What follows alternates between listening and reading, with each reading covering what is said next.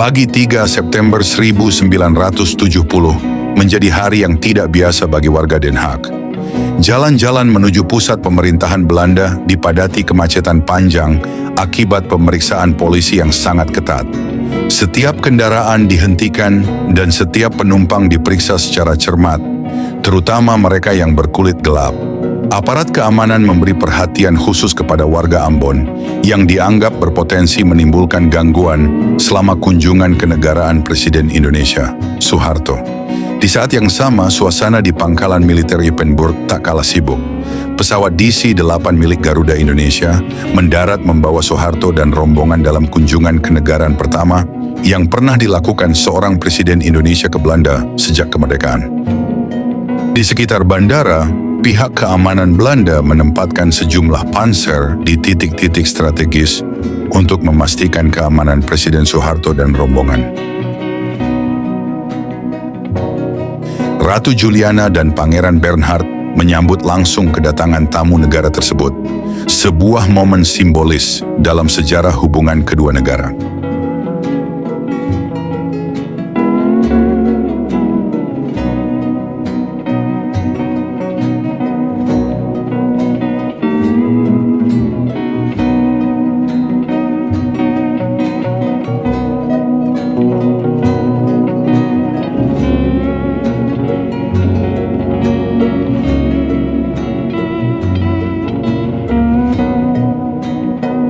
Namun warga yang telah menunggu berjam-jam sepanjang rute Ypenburg-Huistenbosch harus menerima kenyataan pahit.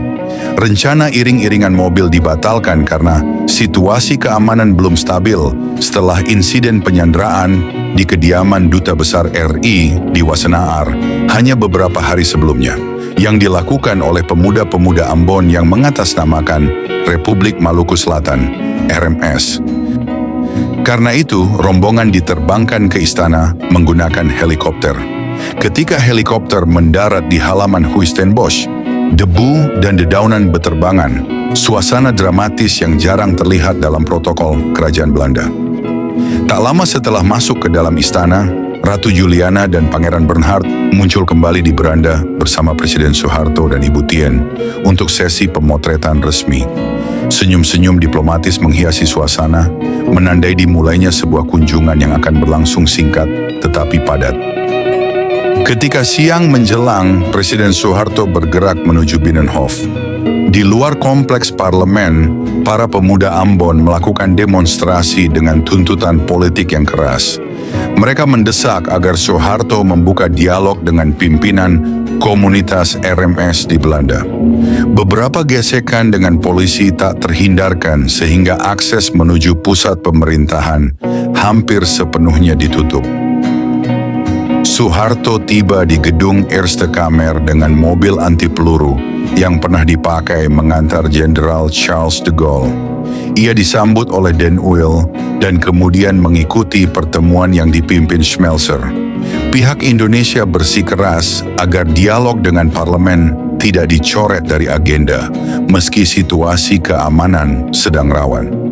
Dalam forum itu, Menlu Adam Malik duduk mendampingi Presiden, dan Soeharto memberikan jaminan bahwa Palang Merah Internasional akan diberi akses memeriksa kondisi kamp-kamp tahanan politik di Indonesia. Isu penting yang menjadi perhatian dunia internasional pada masa itu. Sementara itu, Ibu Tien Soeharto menjalani agenda terpisah yang lebih ringan namun penuh kesan. Ia bertemu dengan ketiga anak Pangeran Beatrix dan Pangeran Klaus, dan si bungsu Konstantin menjadi pusat perhatian dengan tingkah polos dan rasa ingin tahunya kepada tamu dari jauh. Istri Duta Besar Indonesia yang beberapa hari sebelumnya menjadi korban penyanderaan ikut mendampingi, sebuah detail yang memberi sentuhan emosional pada rangkaian kunjungan ini. Di Huistenbosch, siang hari diisi jamuan makan bersama dan pembicaraan resmi antara Presiden Soeharto dan Ratu Juliana didampingi para pejabat tinggi kedua negara. Meski pertemuan itu tidak ramai diberitakan media lokal, ia memiliki bobot simbolis yang kuat. Untuk pertama kalinya sejak hubungan diplomatik pulih, Indonesia hadir bukan untuk meminta bantuan, tetapi untuk menyampaikan rasa terima kasih. Dalam kesempatan itu pula, Ratu Juliana menyerahkan naskah kuno Nagara Kretagama, karya Empu Prapanca abad ke-14 yang telah lama tersimpan di Leiden sebagai tanda persahabatan. Pada malam hari, suasana berubah lebih hangat. Sebuah pesta gala digelar di istana sebagai penutup rangkaian kunjungan. Para diplomat, politisi, dan tokoh-tokoh penting Belanda menghadiri acara tersebut, mengisi malam dengan percakapan hangat setelah seharian penuh ketegangan dan agenda kenegaraan. Kunjungan kenegaraan Soeharto ke Belanda hanya berlangsung 1 hari, tetapi momentum politik dan simbolisnya sangat besar. Di tengah pengamanan paling ketat sejak Perang Dunia II, kunjungan itu membuka lembaran baru hubungan Indonesia-Belanda, dua negara yang pernah terikat dalam sejarah kolonial, panjang dan penuh luka, tetapi kini berusaha membangun hubungan baru sebagai dua bangsa merdeka. Beberapa hari sebelumnya, di tengah persiapan kedatangan Presiden Soeharto ke Belanda, suasana di Den Haag berubah tegang. Kelompok warga Ambon pendukung Republik Maluku Selatan yang selama bertahun-tahun menetap di Belanda mulai berkumpul dan menyatakan niat mereka untuk menghadang kedatangan tamu negara itu.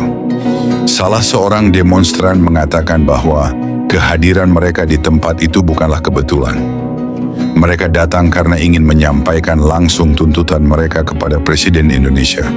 Namun sejak pagi polisi telah melakukan penjagaan ketat dan menutup sejumlah akses jalan. Ini semua tidak semestinya terjadi, ujar salah satu dari mereka. Sebelumnya, hal seperti ini bahkan tidak ada dalam rencana. Tapi sekarang polisi menutup seluruh area. Ketegangan semakin jelas terasa ketika kabar beredar bahwa Presiden Soeharto akan tiba keesokan harinya. Para demonstran meyakini bahwa aparat keamanan Belanda sengaja membatasi pergerakan mereka, sehingga kesempatan untuk bertemu Presiden menjadi mustahil. Di sisi lain, jumlah massa terus bertambah.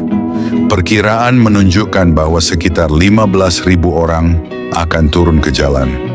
Orang-orang akan berdatangan, kata salah satu demonstran dengan nada tegas. Mereka berani turun ke jalan dalam demonstrasi ini. Di antara barikade polisi, kepungan massa, dan rencana kedatangan Presiden, Den Haag pada hari itu menjadi panggung dari sebuah ketegangan politik yang sudah lama mengakar. Suara diaspora Ambon yang ingin didengar berhadapan dengan protokol ketat sebuah kunjungan kenegaraan. Insiden-insiden penyanderaan yang dilakukan oleh pendukung Republik Maluku Selatan, RMS, di Belanda sepanjang dekade 1970-an menjadi salah satu bab paling dramatis dalam sejarah hubungan Indonesia-Belanda. Aksi-aksi ini muncul dari kegelisahan komunitas Maluku di Belanda yang merasa perjuangan mereka untuk menuntut pengakuan Republik Maluku Selatan kurang mendapat perhatian dunia internasional. Di antara serangkaian insiden tersebut, dua yang paling menonjol adalah penyerbuan Wisma Indonesia pada 1970 dan krisis penyanderaan di Konsulat Indonesia di Amsterdam pada 1975. Keduanya mengguncang masyarakat Belanda dan menarik sorotan luas dari media internasional. Pada pagi hari tanggal 31 Agustus 1970, ketenangan kawasan Wassenaar, sebuah lingkungan elit tempat Wisma Indonesia, kediaman resmi Duta Besar RI, berada mendadak pecah. Sekelompok pendukung RMS menyerbu gedung tersebut dengan tujuan utama menarik perhatian terhadap perjuangan kemerdekaan Maluku Selatan. Kontak senjata terjadi antara para pelaku dan aparat keamanan Belanda. Di tengah baku tembak itu, seorang polisi Belanda bernama Hans Molenaar tewas setelah terkena tembakan. Situasi semakin genting ketika para pelaku kemudian menyandera istri Duta Besar Indonesia, Taswin Nata Diningrat, bersama beberapa staf Wisma Indonesia. Sementara itu, sang dubes sendiri berhasil menyelamatkan diri dari lokasi dan segera mendapatkan perlindungan. Insiden dramatis ini berlangsung selama beberapa jam sebelum aparat Belanda berhasil melumpuhkan para pelaku. Peristiwa tersebut membuka babak baru dalam kesadaran publik Belanda terhadap ketegangan politik yang dibawa kelompok diaspora RMS dan sekaligus memperumit hubungan diplomatik kedua negara. 4 tahun setelah insiden di Wassenaar, ketegangan antara para pendukung Republik Maluku Selatan (RMS) dan otoritas Belanda kembali memuncak dalam sebuah krisis yang lebih besar dan berlarut. Pada 4 Desember 1975, sekelompok pemuda yang mengidentifikasikan diri sebagai pejuang RMS melakukan serangkaian aksi terkoordinasi. Mereka membajak sebuah kereta api dekat desa Weister dan pada hari yang sama menyerbu Konsulat Jenderal Republik Indonesia di Amsterdam. Pelaku di konsulat, yang menurut laporan berjumlah 7 orang, memasuki gedung konsulat dan menahan puluhan orang sebagai sandera, termasuk anak-anak yang sedang bersekolah di ruangan konsulat. Jumlah sandera yang biasa dikutip berkisar puluhan. Sejumlah sumber menyebut sekitar 32 sampai 41 orang, dengan 16 sampai 17 diantaranya adalah anak sekolah yang berada di gedung pada saat itu. Para penyandera menuntut perhatian internasional terhadap klaim kemerdekaan RMS sekaligus pembebasan tahanan politik serta siaran tuntutan mereka melalui media. Krisis konsulat ini berlangsung paralel dengan pembajakan kereta di Weister. 2 aksi yang saling melengkapi strategi pelaku untuk mendapatkan sorotan media internasional dan menekan pemerintah Belanda. Pemerintah Belanda merespons dengan pengepungan, negosiasi intensif, dan upaya diplomatik untuk mengamankan keselamatan sandera, sambil menyeimbangkan tekanan politik domestik dan risiko pengguncangan hubungan bilateral dengan Indonesia. Setelah beberapa hari negosiasi dan tekanan, pihak berwenang berhasil membebaskan para sandera di konsulat. Para pelaku ditangkap tanpa adanya laporan tentang kematian sandera di lokasi konsulat, meskipun serangkaian aksi molukan lain pada periode yang sama, termasuk pembajakan kereta, menimbulkan korban dan berlangsung sangat dramatis. Peristiwa ini bersama pembajakan-pembajakan berikutnya pada akhir dekade 1970-an memaksa Belanda meninjau kebijakan integrasi, keamanan, dan cara menangani radikalisasi di kalangan generasi muda komunitas Maluku Selatan. Setahun setelah kunjungan Presiden Soeharto ke Belanda, tibalah giliran Ratu Juliana melakukan kunjungan balasan ke Indonesia pada Agustus 1971. Kunjungan ini bukan sekadar seremoni diplomatik, tetapi menjadi simbol dari babak baru hubungan kedua negara antara Indonesia dan Belanda, yang selama berabad-abad terikat dalam sejarah pahit penjajahan. Kini, suasananya berbeda. Juliana datang bukan sebagai penguasa dari sebuah kekuatan kolonial, melainkan sebagai sahabat. Ia hadir untuk menunjukkan bahwa masa lalu telah berlalu dan bahwa kedua bangsa bisa melangkah maju sebagai mitra yang setara. Dalam kunjungan yang penuh kehangatan itu, tampak jelas upaya kedua pihak untuk membangun jembatan baru, hubungan yang jauh lebih bersahabat daripada sebelumnya, menandai babak penting dalam rekonsiliasi sejarah panjang Indonesia dan Belanda. Ketika Ratu Juliana mendarat di Bandara Halim Perdana Kusuma pada pagi hari Agustus 1971, suasana langsung terasa hangat dan penuh semangat.